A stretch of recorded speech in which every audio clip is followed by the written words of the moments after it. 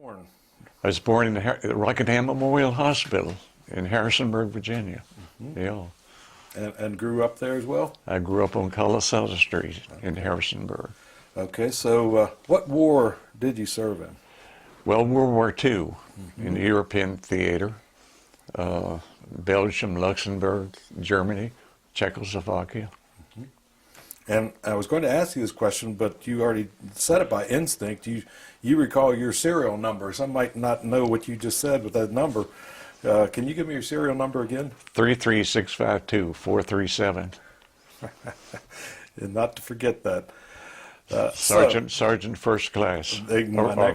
Tech sergeant. All right then. So what company, battalion, and division were you in? That's in the U.S. 4th Armored Division, George Patton's 3rd Army, 10th Armored Infantry Battalion, 3rd Platoon, B Company. Exactly. I know you've told me a little bit about the pay and the laundry and take care of your laundry. Yeah. Well, I think the pay, I can't recall, but I think it was $21 a month. It was in summertime, and we had the option. We could go into the shower after duty and get the scrub brush and the soap, and we could do our own laundry. And well, I assume, for the monthly fee for the laundry was $10. I remember that. And so I thought, well, I'll just do my laundry.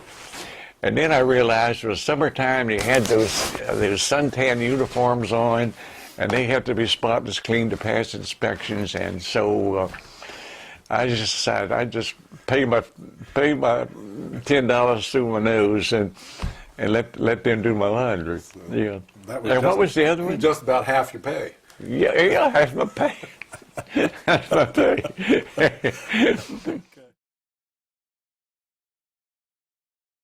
Let me tell you about coming home on furlough.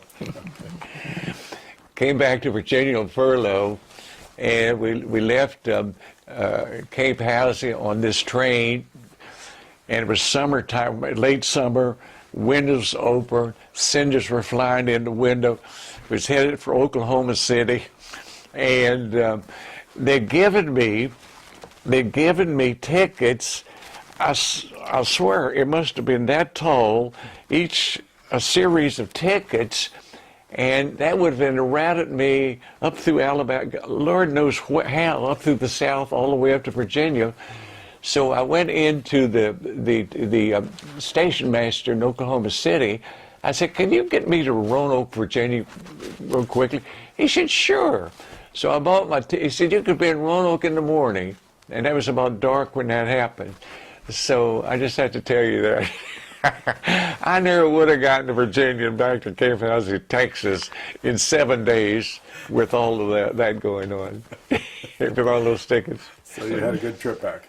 I had a good, yeah. I came back on the train too. Yeah.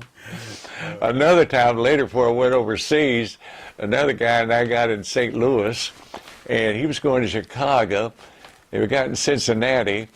When in St. Louis, we went and bought this whiskey, and boy, we were feeling pretty good. And so he left me in Cincinnati, threw my duffel bag on the train. We had to change trains, and the next morning, coming into Roanoke, this lady woke me up, and there I was asleep, and she had her fur coat on me.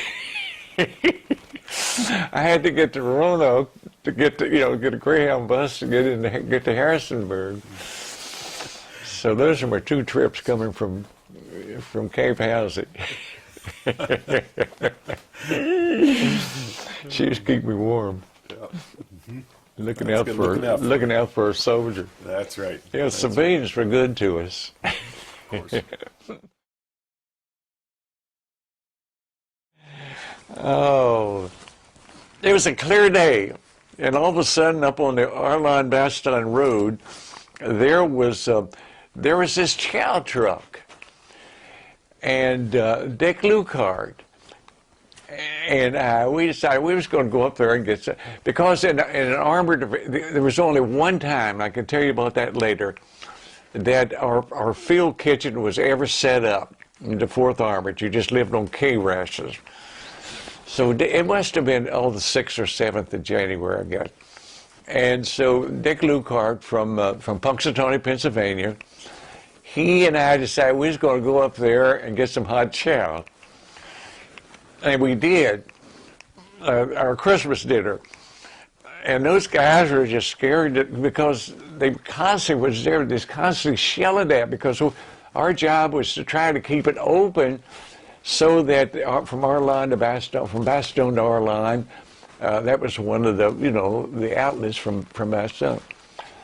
So we went up there, and those guys were really, really jumpy. So we held out our muskets, and man, they slopped in that boneless turkey and the gravy and the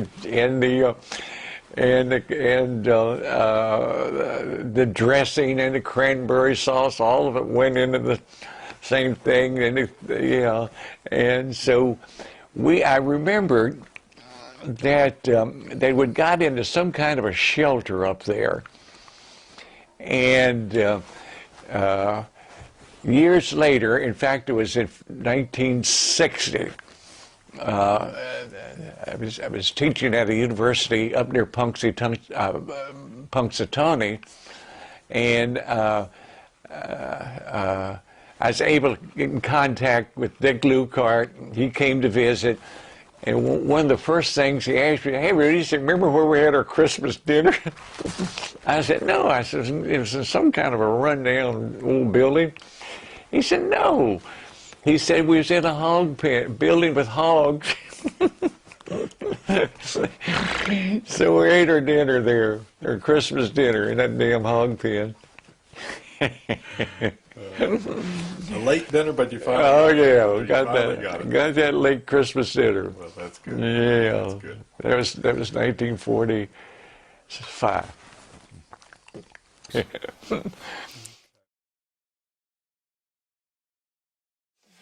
And that night, we thought, well, that's ridiculous. Maybe it was a different house, but maybe we can, we got in this house, and we dug an outpost ditch, a trench, just a little bit out from the door, in case the Germans, attacked us at night. And I remember Lovett. He was this big guy. He was about 6'3" or 4". The lumber guy. He was a lumber person from Maine.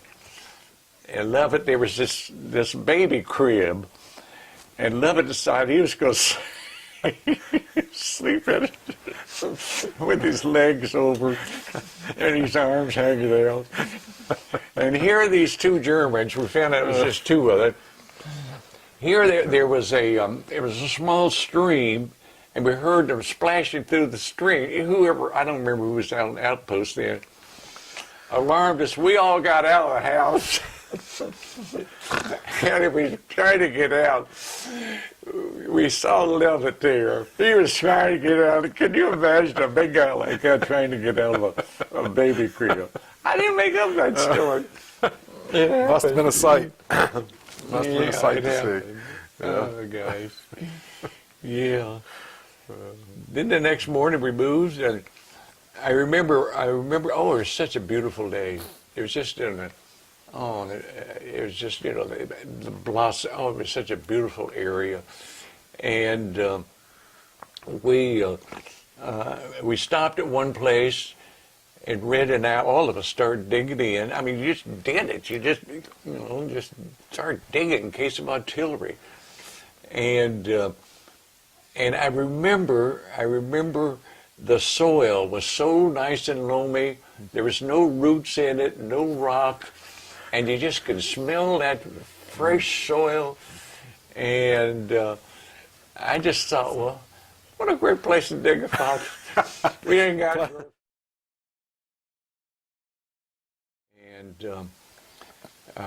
And then that night, we were in this building, and we'd put old blankets up over the the windows so we could have candles and so forth. And we heard tanks outside, and here this officer came with this big duffel bag, brand new duffel, had an O on it, and his serial number on it, and he had a brand new. All of us had those tanker overalls and tanker jackets. Here, this field jacket, everything brand new. He was about 6'3", 6'4". Found out his name was Lieutenant Wheeler. And later, I found out that he was a great basketball player at the University of West Virginia. He said, "What can I get for you guys?" And we told him. He said, "We heard those tanks outside." He said, "Sometimes they have in the Third Army, they have this white bread." And I said, "Also, they have," someone told me, "these 10-to-1 rations." And this 10-to-1 ration, and they have not only a nice big can of bacon, but also a nice big can of strawberry jelly, a strawberry preserve. So he said, "I'll see what I can do." And he went out for a while, and we didn't realize it at the time, but it was Abrams with the 37th tank, was the tank. That's where we hooked up with Cohen and Abrams. And Lieutenant Wheeler came back, and I could envision it yet. He had under his field jacket, in his pockets, he had all this. He pulled out this strawberry preserve, pulled out this white bread. If you think of this, guy's nothing but K rations all that time, like these little cracker boxes. And boy, we just decided, any guy like that, we can just follow him to hell back. But the next morning, we got down to the river, and we knew we couldn't get across, so we discovered up on this high hill along the Rhine River. It's amazing how many high bluffs there are. There was this brewery, and we went up there, and they had the glass stoppers on them, and carried all that stuff way from up on that hill all the way down to the river where we were, and. Ringelwich was still with us, and there's this Volkswagen Beetle, a convertible, and we were determined we was going to get that thing to run, so we would push it and it'd pop. So Ringelwich, he decided he'd get some GI gasoline. He did. He drained the gas out, put that gas in from the tankers. And man, we pushed that thing, started right up. There we were, drinking all that beer, riding around, nice sunny day in that Volkswagen convertible, hanging all on the thing. And here Fireball Tasher came. He was made. He made us. He didn't care whether it was empty or full bottle. He made us carry that all the way back up to that brewery up on that. I thought it was like a mountain we had to climb to get up there. Yeah. Well. And Jerome Stinger and Stump, I remember they went, and Jerome, he was always talking about his cows. He's a farmer, and so. Stump went to a house, and he started talking to this Hausfrau, German, and it must have been Indian and English and what else, jabber, trying to talk German. And Stinger was out in her chicken house getting the chicken. So it was a real fat old hen. And that it must have been about noon by the time we started cooking that thing. And by 11 o'clock at night, it was still too tough. We couldn't eat. Yeah, so we were just, it was too tough to eat. Yeah. Then the next day, of course, the Germans were just running from the Russians, coming across. And here there were 8 horses. They didn't have saddles. And we were able to corral them. And you know what happens when a bunch of guys with horses get together to have a race. And I don't know, someone said that the one I had, the only Oh, you were one of the jockeys, were you? the only horse I'd ever been on was one of my Uncle Al's farm horses, I you see. know. Yeah. But anyway, they said that I had the French polo pony. They were well-bred horses. I mean, they were beautiful horses. Right. With no saddle. No, I was going to say, no saddle? No saddle. Bareback, Just a bridle. Oh, Lord. And boy, we had yeah, here again, Tasher came down there, not Tasher, but other our officers from battalion came down, and they took those horses from us. They couldn't stand us. And the next morning, Oh, boy. they had, I don't know where the supply sergeant had found all those brand new pup tents. They were brand new. Each of those pup tents, and we were ordered to go through the old extend to the right formation where you're extended to the right, and you broke up in twos to pitch your tents, and they had to be in a line. So we pitched those tents, and I stood. I said, the war must be over. And the next thing, I'm not making this up, Neil. I'm not making this up. Next thing, they told us to pack a light field pack. You're going on a hike.